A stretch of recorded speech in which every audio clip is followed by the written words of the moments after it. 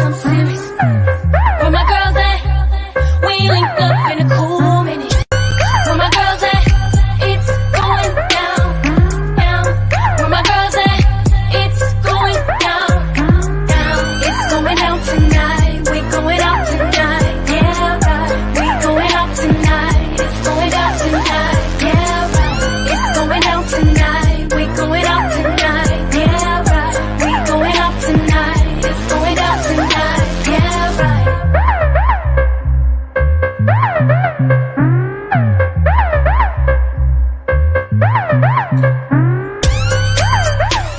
Where my girls at? Where my girls at? It's going down. It is going down. It's going down on this Make It Happen Monday. Make It Happen Monday. I am your host today, Crisette Ellis from the D, and you are listening to We Got Issues on 910 AM, the Superstation, based right here in Detroit. But of course, you can hear it all over the world. And of course, you know, we come to you Monday through Friday from 6 to 7 p.m. Eastern Standard Time. We bring you some laughter, some light, and we endeavor to bring some lessons. And you know what? We've been doing this, oh my goodness, Gloria, for over a year and a half. I can't believe that we have been doing this show for over a year and a half. And you know what? We have learned, yes, give ourselves a big hand. Thank you, Michael. Thank you, Michael. We so appreciate Michael Dowdell and Jalen Austin, who are our board operators. They have done a fantastic job of helping us. You know, we were newbies. I mean, we were getting on an hour and a half before trying to get it right. And now, oh my goodness, you don't even want to know. But we are so thrilled that we get this opportunity to come and to share with you. We have so much fun hanging out with the girlfriends. We've learned so much from each other, and guess what? You've enlightened us as well. And so today, I know those of you that are watching us live on the Force of Friendship Facebook page or the 910 AM Facebook page, you're probably saying, where the girls at? Where the girls at? I know, right? So today it's only Gloria and I. We are hanging out today. We're going to hold it down. We're sending some thoughts and prayers to Sabrina, who was going to be on the show, but she wasn't feeling really good. So Sabrina, we're thinking about you. And I know you're listening. You are absolutely listening to the show. And of course, giving a shout out to Caterina Harris Earl, our girl on the West Coast, who also could not be with us on today. And see, that's the beauty of having four people. Two can be gone, but you still have two that's present, that's holding it down. So Gloria, talk to us real quickly. We're going to go into our topic for today. We have our guest that is here, but just really tell us quickly what's going on in your neck of the woods. Oh my God, I'm so excited to be here. Happy Monday. The weekend is over. The weekend was fabulous. The weather's incredible. I know it's burning up all over the United States, but it is great in the Baltimore area. And I personally am so excited about this topic. I really want to invite people to lean into this and tell people if they really have been watching what we've been watching in other parts of the globe in the Ukraine, this would be the time to invite somebody who you've been in conversation with to lean in and listen to what we have to talk about on We Got Issues. The topics that we're bringing you guys, have loved so much of the energy over the weekend, Chris said, about people who have listened to the show and have gained so much from it. So I'm excited to go right into it. There's a lot of news happening, but we're not going to be the news station today. We're going to have it right and tight right here. I hand it back to you. Absolutely. You guys. Yes. Well, today, I am so excited that we are going to have an opportunity to talk about this. This is something that has been in the news for, going on. I think in February will be 1 year. Most of you know that Russia invaded Ukraine in February 24th of 2022. And every day that we've watched the news cycle, our hearts have gone out to the to the Ukrainians who have been displaced. They've had to flee their home, everything that they know, to go to other countries, and then the many lives that have been lost, including children and innocent, people. And of course, we know that is the collateral damage of war. And so we have talked about it on many occasions here on the show, as briefly, and talked about how heartbreaking it was, everything that's going on over there. But on today, we have a special guest that is with us, and he is from Ukraine. He is a pastor there. His name is Pastor Ilash, and we're going to have Dorothy bring him on so we can see his face. He is here with us on today, and he is coming from Ukraine, and he has firsthand or front seat into everything that is going on right there in the Ukraine. I'm going to have him kind of give you a little bit information about himself, but he was at our church on Sunday, and he shared his testimony. And Greater Grace Temple, of course, those of you that know Greater Grace Temple, that's right here in the city of Detroit, know that we are a community church, and we are always doing, our part to reach out across the waters to help those who are in need. And so it was led on my husband's heart, Bishop Ellis, to try to find somebody in the Ukraine that he could help send some money to. And so I'm not going to get into the details of how all of that happened. But what happened was we met Pastor Ilash. And when I tell you, his story is absolutely amazing. And so I am going to turn it over to Pastor Ilash just to tell us a little bit about himself, because we know we'll be coming up on a break. And so we want to get as much information in each segment as possible. And by all means, if you have a question for Pastor Ilash, give us a call at 313-778-7600, because again, this isn't secondhand information. This is someone that is right there, that is seeing the day-to-day effects and all that is going on with this war with Russia. So without further ado, I introduce to you Pastor Ilash. Hey, good evening, everybody. Thank you very much for this great opportunity to be with you at this radio show.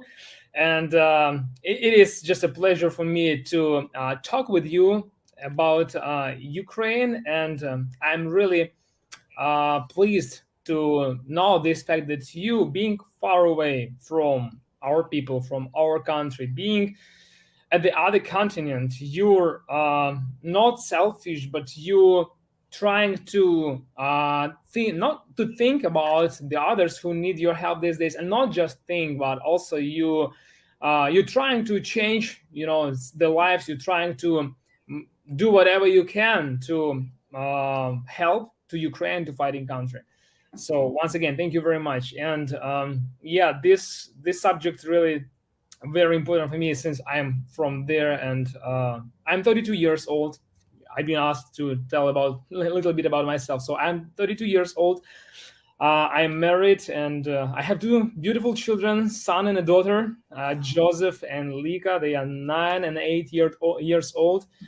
Unfortunately, currently they had to leave Ukraine for the reasons of safety. I've been able to, by the mercy of God, to move them in the beginning to Romania and then to Canada.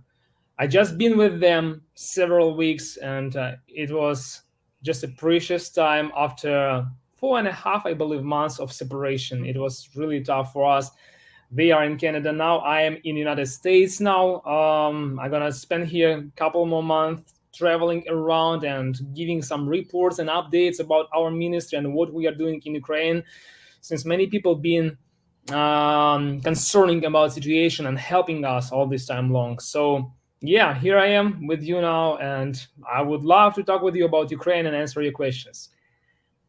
Okay, so Alex, I want you to share because you kind of talked about right now you're currently in the US and you'll be here for a few months, but you said that you were separated from your children. You got them out to Romania and then now they're in Canada, and you had not seen until recently your children and your wife for 4.5 months. But talk to us a little bit about how all of that happened. I mean, you shared with Greater Grace on yesterday, and it was so powerful when you talked about your friend that told you that you need to be prepared for Russia to invade, and how so many people thought it could never happen. So kind of take us through that story.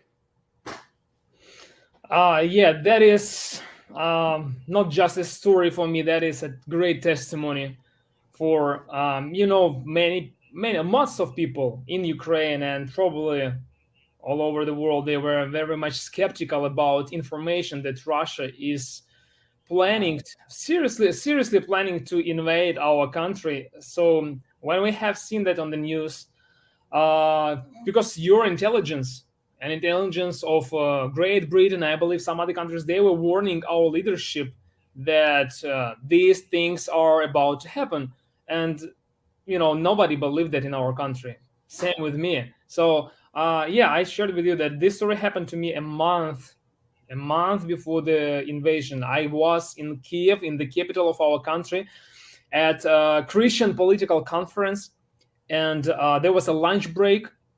And I did talk with one minister, with one pastor. So we discussed different subjects, different things. And then recently he did ask me, he said, Alex, how do you and your people there in Izmail is a city where I am from, on the very north of Ukraine.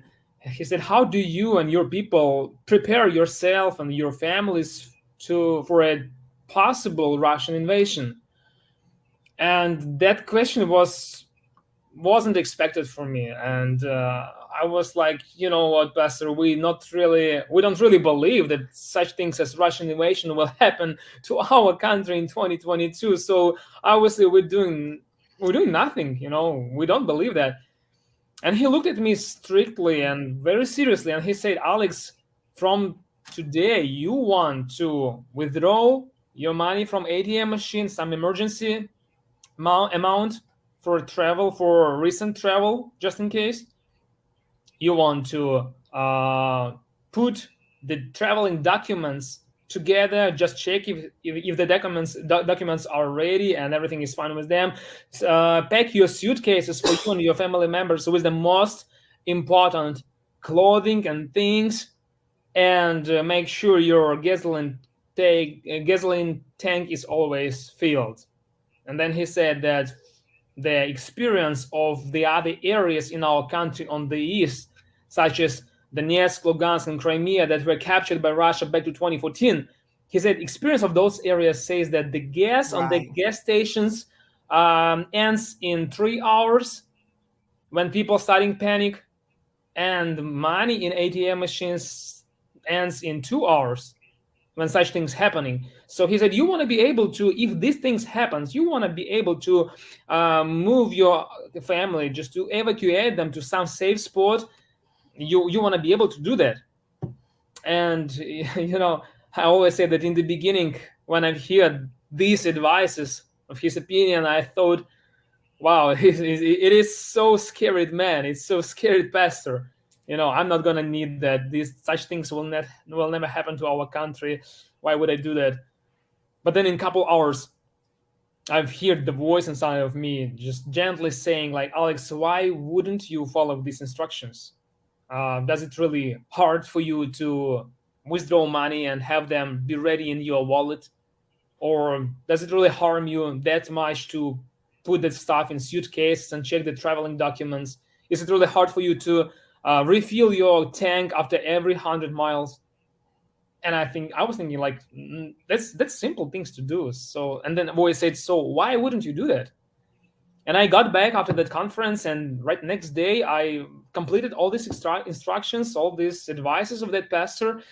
And also I was trying to warn the other people, like, gently, not to be like, like crazy scared man, but I was trying to share with them this opinion, these advices, like, what I've heard there in Kiev, and that's what I've done. So many people think that it really may happen, so why wouldn't you follow these instructions? I did tell this to some family members, some relatives, some people in the church, and to be honest, no one took those advices for serious. The people were just laughing. Nobody. They were just like, actually their reaction was like mine in the beginning, like, what are you talking about? It's not gonna happen. But when it happened on the 24th of February at 5 a.m., Russia invaded to our country. They started bombing our cities.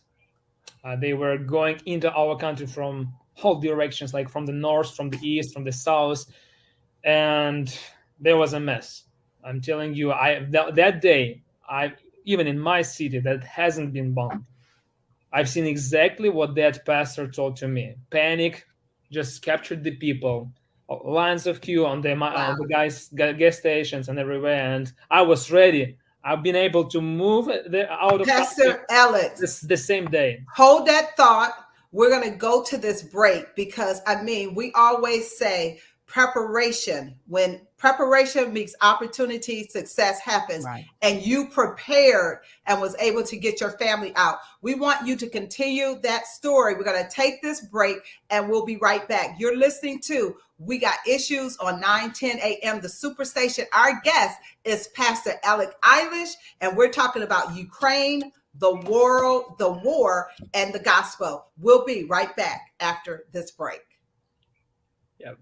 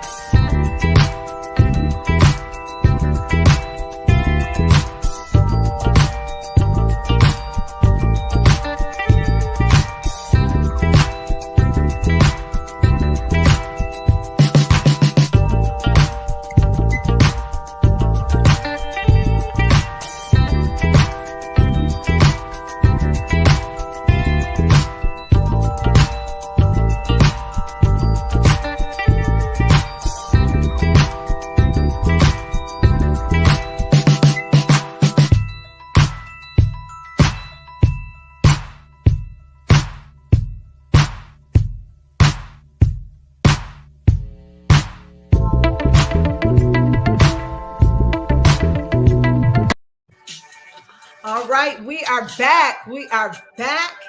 And today we are talking about Ukraine, the war, and the gospel. You're listening to We Got Issues on 9:10 a.m. The Superstation. And our guest today is Pastor Oleksandr Ilash, and he is from Ukraine. And prior to the break, he was telling us this riveting story of a pastor who shared with him that he needed to be prepared just in case Russia decided to invade. And of course, as Pastor Alex said, so many people did not believe that it was possible. Not in 2022. That's impossible. And he told them to do three things. He told them to get some money out of the ATM. He told them to pack some clothes, the things that they needed the most with his travel papers, and to make sure that his tank was filled with fuel. And at first, Pastor Alex, as he shared yesterday, was kind of skeptical. Wow, I don't know if I'm going to do it. But, I just love how God works on both ends. And he said the Spirit just told him, why wouldn't you do that? He's not even asking you to do something hard. It's very simple. And he did those things. And Pastor Alex, talk to us, how many days after you did that did the Russians invade? Say it again. Sorry, say your question. How many days after I done that, Russia invaded? Oh, so it happened a month ago. I was at the conference a month before the invasion, so I got back home and I completed the instructions right next couple of days, and so it's almost a month. I mean, I had to refill my tank after every 100 miles again and again with almost a month, and of course sometimes I was thinking like, well, maybe these things will not happen, but I mean, I decided to obey, to be obedient to that voice, and just in case I will refill my tank. Right. And when every time when I was getting back home in the evening, I've seen those suitcases being packed, staying there, waiting for nobody for no reason. I was like, okay, no, I, just in case, let it be packed there. And it was like for a month. And then when it happened on February 24th. We've been able with my family to, after some quick calls and analysis of the situation, we've been able to make decision to leave the country. We're living on the border, in the border city. It's like 45, maybe 1.5 hour drive from our city is the border to Romania, and we've been able to move out of country the same day, cross 3 borders like Moldova, Ukrainian, Moldovan, and Romanian border. And when we got to Romania in the evening, I've been able to find a place for my family to stay. And by the midnight, the same day, our government issued and signed the law that men 18 to 65 years old are not allowed to leave the country. Right. Okay, let me stop you right. Let me stop you right there, because that's very powerful. The fact that when it hit, you were able to get out right away because you had your papers, you were packed, Exactly. and you had enough gas. And as you shared, the lines for the ATM were crowded. The lines for gas was crowded, but you were able. But the fact that you got out before they made the decree that any males 18 to 65 had to stay. Can you imagine if you had not been prepared? Yeah, that was a miracle, because there were many people who were, they just late. They've been able to get some money from there and to put their gas in their tank after waiting on the long queue, and they were ready to leave. But the law was already signed. But just because I've been obedient to the voice of God and I did all of those preparations a month before, I have to waste time in the queues. I just started my journey, and I've been out of country. I crossed 3 borders, and when I already was in Romania, they issued the law. And the next day, I crossed the border without any problems, no queues, nothing like that, just like that. But the next day, just in 24 hours, there was thousands of people staying on the same checkpoint, waiting on their turn to leave the country, asking soldiers, border control officers to let them out, and that was a mess. And they weren't able. Gloria, you have a question?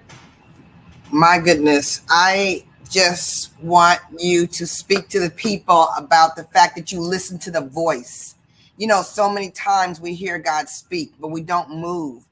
And the fact that that night they shut all the men down and you were able to escape, and you're now taking the fact that you're on the other side and making such a difference for your country the best way that you can is so, so impressive. But to me, I'm just so moved by the fact that you listened to the voice and you didn't ignore the voice. What was it about that stopped you from ignoring the voice? I don't know. I would say mercy of God.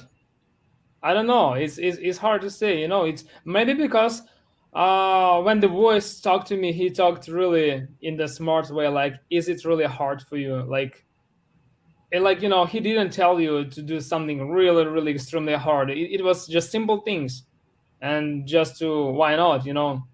I mean, I was. It's not because of me. I was so much thankful, and I'm still being totally thankful to God, and of course to that pastor. When these things happened, and when I was in Romania, I called him and I said, "Hey, man, I mean, I'm really thankful. I am so much thankful that we did Right. talk with you that day, and I really completed your instructions." And I told him that I was trying to share these instructions with the other people, and they didn't believe. And he said, "You know what? Many people whom I told these things, they didn't believe me, and now they really regret about that." Right. Hey, Pastor Alex, can you share, because what people don't know, while you are here in America for a few months, what they don't know is once you got to safety and your family was safe in Romania, tell our radio listeners and our viewers what the small voice told you to do once you got there with your family. Yeah. Well, hopefully nobody will think that I'm crazy because I got those opinions in Ukraine, when I got back there. Yeah, after I moved to my family out of Ukraine to Romania, I was there. I spent there next probably 36 hours, and then I got back to Ukraine. I mean, I was feeling lucky, and I was feeling like the grace of God is upon me, for I was able to leave Ukraine before they locked the borders for months. And I was like, Lord, thank you. I did call to that pastor saying like, thank you. And we were watching, I remember the day we were watching TV news about Ukraine. We couldn't really sleep because we were worrying about our country and seeing all that disaster that Russians were doing to our country, destroying our cities and killing innocent people. We had that pain, and I got to pray to the kitchen. Just my wife and my kids, they were staying in the living room. I got to pray in the kitchen, giving thanks to God for the opportunity to be in a safe spot with my family and praying for the peace in Ukraine and all these things. And then recently I just heard the same voice as a month ago, gentle voice saying, "Son, I know what you feel. I see that you're grateful, but that wasn't really for you. That was for your family, for your wife and for your kids. And I just wanted you to be able to drive them in a safe place and make sure that they are all right there and they settled. But as for you, I have a ministry for you in Ukraine, and you have to get back there. And I will supply the needs. I will give whatever you need there to run that ministry. But you must get back there." And after what's happened to me, like I've heard that voice before a month ago saying that I have to get ready, and I've seen where it leads me to a month later. So now when I hear that voice again, I was like more confident than. Yeah, it is not in my mind. It's not what I planned to do. I wanted to stay here, or maybe to move to my family because my parents living in the United States. So I was like, maybe I have to now with my family to move to the United States or somewhere else. I had no plan to get back to Ukraine at all. But because this voice did, and I knew, yeah. No, I was just going to say, I mean, that's very powerful right there. How many people can escape danger and be comfortable with their family and then listen to the voice that says it wasn't to get you out to be safe with your family. Literally, it was to get your wife and your children, but I have a work for you to go back. And I remember that you shared that when you went back, they even questioned you, like, why are you coming back? Because once you get back, you cannot go back on the other side. And so that is just so powerful that you were able to do that. And so, you know what, we're getting ready to come up against our break. But when we come back, Pastor Alex, I want you to talk about what you have been able to accomplish and how God is using you right there in Ukraine to do a work for the people that cannot get out, because God always has a purpose and a plan, and we don't understand it, because I'm sitting here saying, woo, if he had told me to go back, would I have been able to go back because of the call that he had on my life? So when we come back off of our next break, I want you to talk about the things that you all have been able to do. And then we're going to talk about some ways for those that are listening and watching, if they want to help out in this crisis, in this war, to be a blessing to our brothers and sisters there in the Ukraine. We'll talk to them about how they can support that effort. You're listening to We Got Issues with the Force of Friendship. We'll be right back after this break.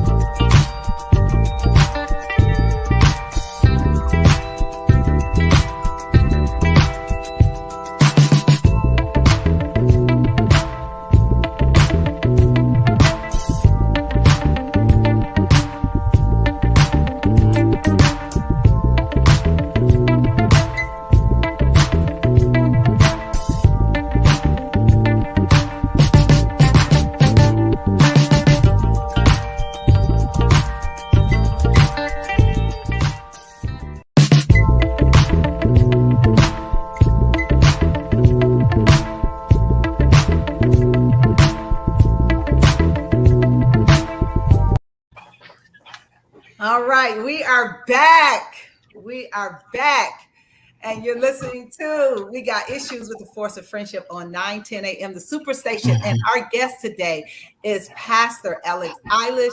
He is Ukrainian, and he is sharing with us what is going on in his country. And if you are just tuning in, he was sharing with us how he was able to get out of the country, get his family, his wife, his 2 lovely children safe and sound. And then the Spirit told him, but you have to go back to help the people of Ukraine. And I'm telling you, I mean, that's like one of the things where you have to really, really trust God. And so, Pastor Ellis, can you talk to us now that you are back in Ukraine? Just talk about some of the things that you all are doing, and even how you're able to spread the gospel while you are feeding and clothing and helping other people get out of the country. Sure, it always been the same. Can't hear you. All over the world. Okay, can you hear me now? Hello? Is your phone on mute?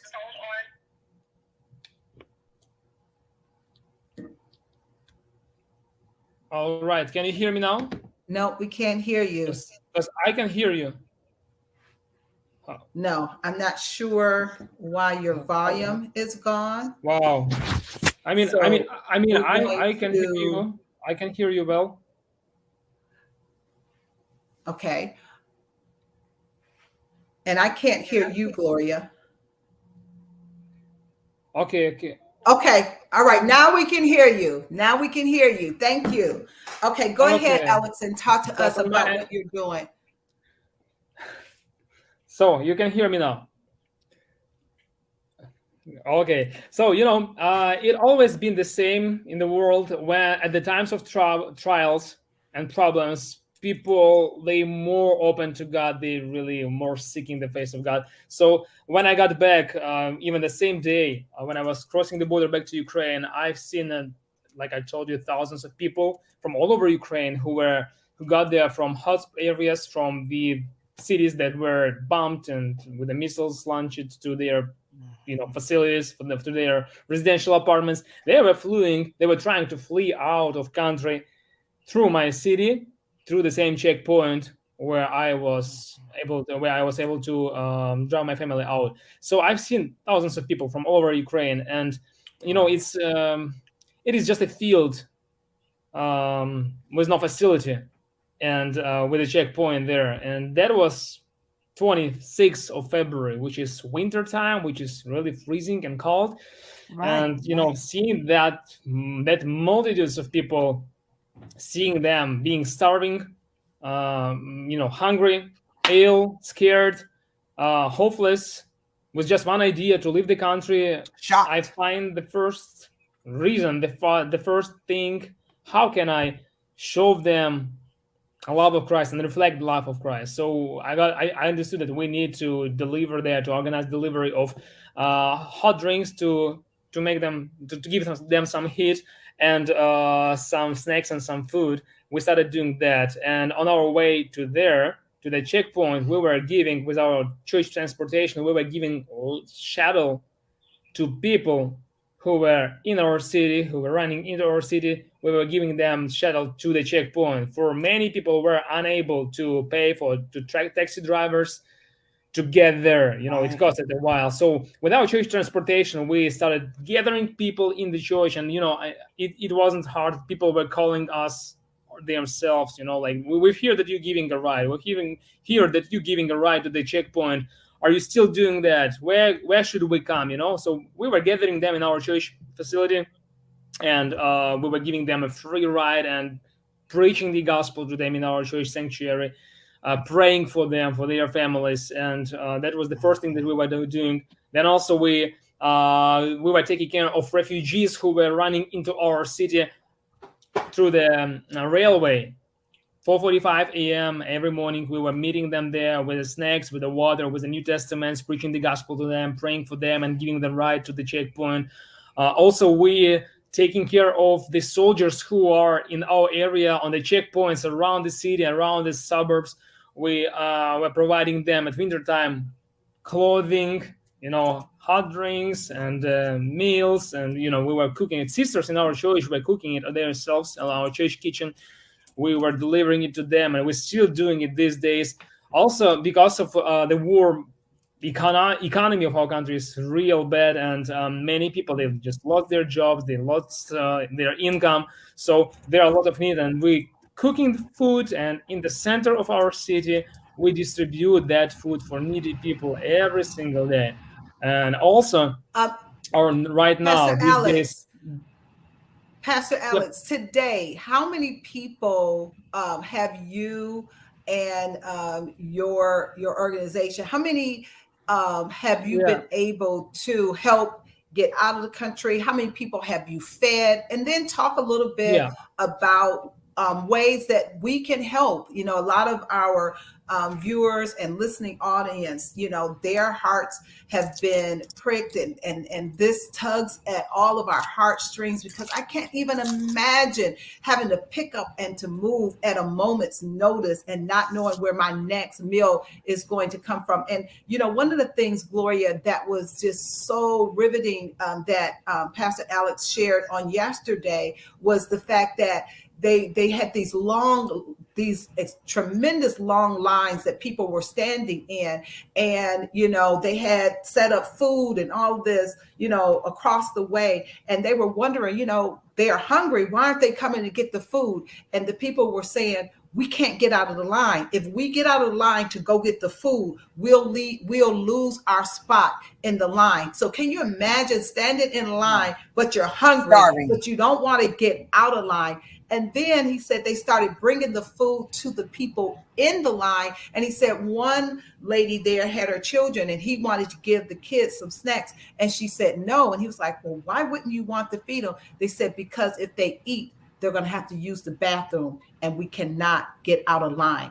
I mean, that right there brought tears to my eyes. I just could not fathom being in a position like that. So Alex, you know, tell us, you know, how many people that you guys have been able to help. And then for those that are listening and watching that want to be able to support these kinds of efforts, how can they do that? Yeah, thank you very much. Those stories that you just shared is heartbreaking. I mean, when I hear those parents saying that we can't allow our kids eat now because we will lose our spot in the queue, and you know, they had to stay sometimes 17 to 28 hours in the field. You know, I mean, on the freezing day and night, it was just unbelievable and heartbreaking.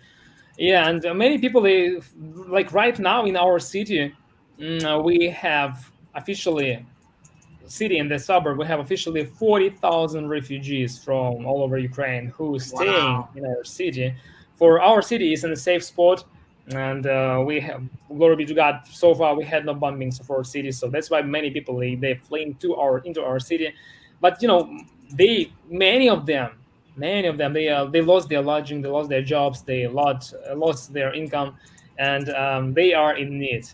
You know, so the major thing that we are doing now as a church is providing daily food banks for those people, for those refugees. So every evening in our church, we giving away up to 300 grocery bags, like food banks, for 300 families every evening. And you can calculate that in a week, it's, you know, it is a couple thousands per week. You know, so that is the greatest thing. And you know, each and every one of them, they're hearing the gospel, they're praying with us, and I believe that this is a good time for church to act, to do these good works of good deeds. And I believe that this is what Jesus wants us to do. That is what he would do if he would be with us these days. I believe so. And every day we're feeding them. Every day we're feeding people in the center of our city. And I would say that within this 4.5 or 5 months, we've been able to give away more than 20,000 food banks for people. And also, I think that we have about 12,000 people who prayed with us prayer of repentance within all this time. Yeah, many of them, they moved to Europe. Many of them, Alex, real quickly, you know, sometimes, you know, because we're so far removed and we're here in America and we see what the news is showing us. Sometimes it's just hard to believe what our eyes are seeing. So talk to us, is what we're seeing on, the various news outlets, is it worse than that, or is it being told Portrayed. to us, portrayed, right, exactly as it is? If you can repeat it, because I couldn't hear you briefly. Sorry for that. Okay, I just said what we are seeing on the news about Ukraine, is it being portrayed correctly, or is it worse than what we are seeing on TV? Yeah, I've heard from many people that they are not really seeing on the news much of Ukraine now. Like the news getting silent, probably because of your own problems that you have here in the United States. I mean, I understand that. But if you doesn't see us on the news, it doesn't mean that the war has been stopped in Ukraine. I mean, the problem is literally going up. Right. Okay. So when we come back, we're going to talk a little bit more about that. Some of the things that you have seen, some of the things that maybe we have not been abreast of that's happening in Ukraine. We're going to come back and have you talk to us a little bit about what you're seeing right there in Ukraine. You guys, you're tuned into We Got Issues with the Force of Friendship. We'll be right back after this break.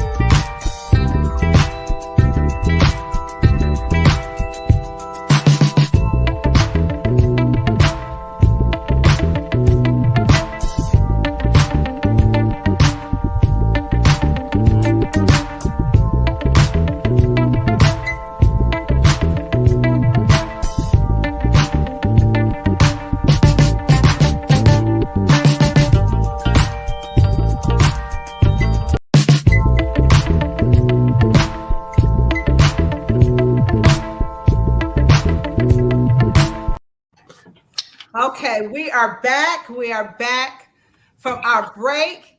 And if you are just now tuning in to We Got Issues, we're talking Ukraine, the war, and the gospel. Our special guest today is Pastor Eilish, and he is Ilash, it's okay. talking about everything that is going on in Ukraine. And so, right before we took the break, we asked him about, a lot of times we see things on our news and we're not 100% sure, if it's accurately being reported. So talk to us a little bit, Pastor Alex, about, what is actually taking place on the grounds there in Ukraine. Yeah, the most difficult thing for me when I'm there to see is to see separated families who just the men's state and their wives and kids, they are abroad in the safe spots, and men's can't get back to them to be with them.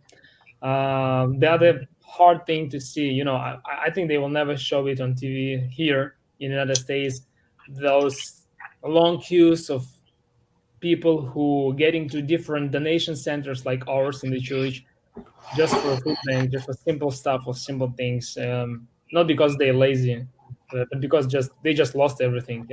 They just lost, and they're looking for a place. When the mothers with their kids coming to our church and asking for diapers and for different hygienic items for their kids, Right. For vitamins, it's really heartbreaking. Just to see 300 people every evening, and it's not the same people, it's different people, different families who getting, and sometimes you can see a shame that they shy. They supposed not to do that in like half a year ago. They had their normal life, and now they had to come and ask and look for these centers who will give them something. And it is really heartbreaking. I don't think that they are showing this on TV here. And the other difficult thing to see is, I've been traveling across Ukraine. I've been almost everywhere, and it is a beautiful country with the beautiful cities and with the beautiful people.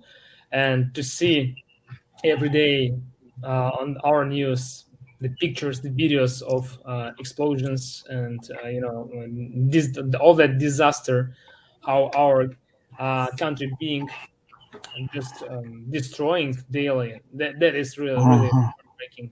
And as one person said, he said that of course we are going to win in this war, but as for our people who already moved to live in Europe or to United States or to Canada, as they thought that it's temporary, he said it will be real hard to get them back, most of them, because when Right.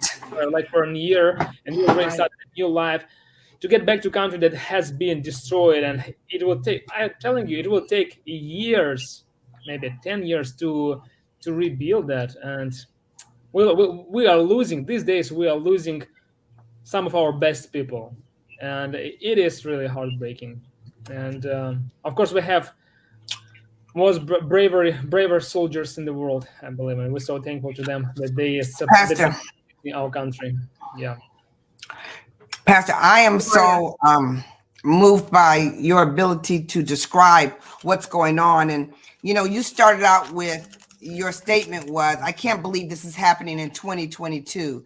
And so many of us we're watching this and saying, this cannot be our today's world. This cannot be happening right now.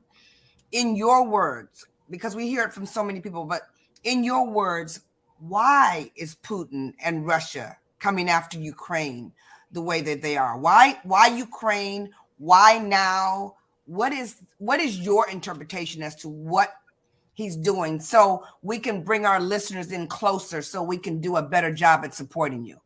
Sure. Yeah.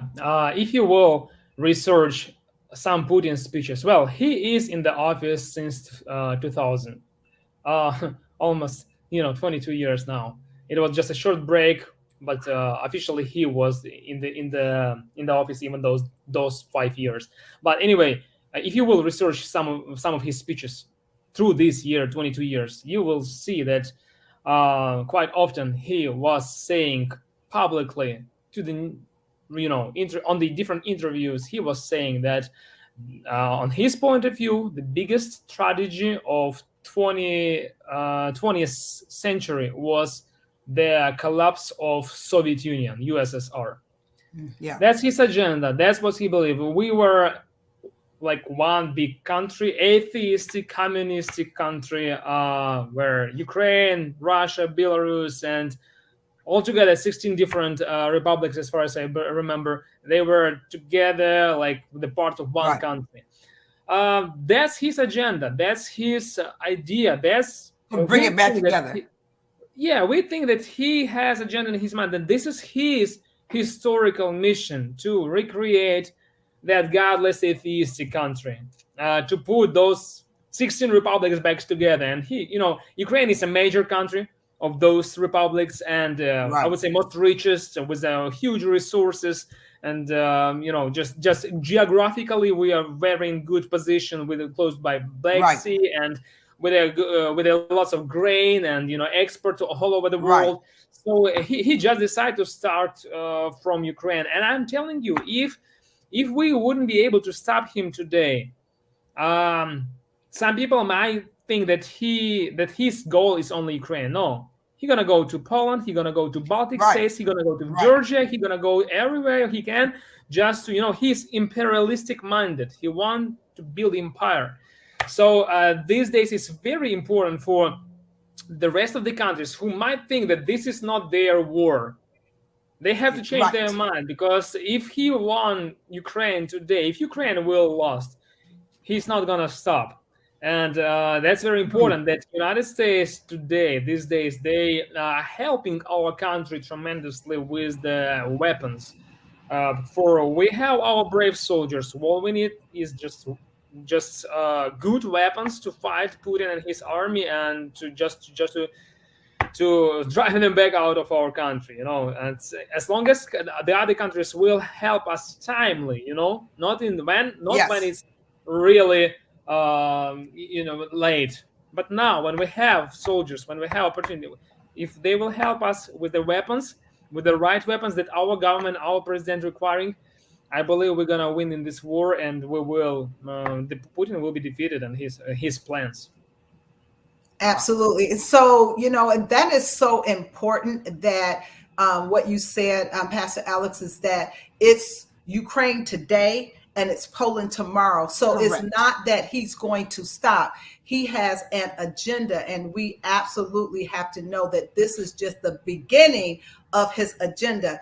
I can't believe that the music is playing. This hour has gone by so fast, but I want to thank you, Pastor Alex, for your servant's heart, for spreading the gospel of Jesus Christ, along with feeding and clothing and doing those things that Jesus told us that we needed to do. And so our prayers are with you, with your country, and we just pray that you all will absolutely come out and win this war. We absolutely have to have you come back and keep us abreast of what's going on. If you look at the bottom of your screen, you'll see all of the ways that you can donate to help this cause in the Ukraine. Thank you so much for your time on today. Again, thank you, Pastor Alex, for all that you're doing in Ukraine. Pleasure. Thank you very much for the opportunity. We got issues with the force of friendship. We'll see you tomorrow at 6 to 7 p.m. Ciao, ciao. Goodbye, everybody.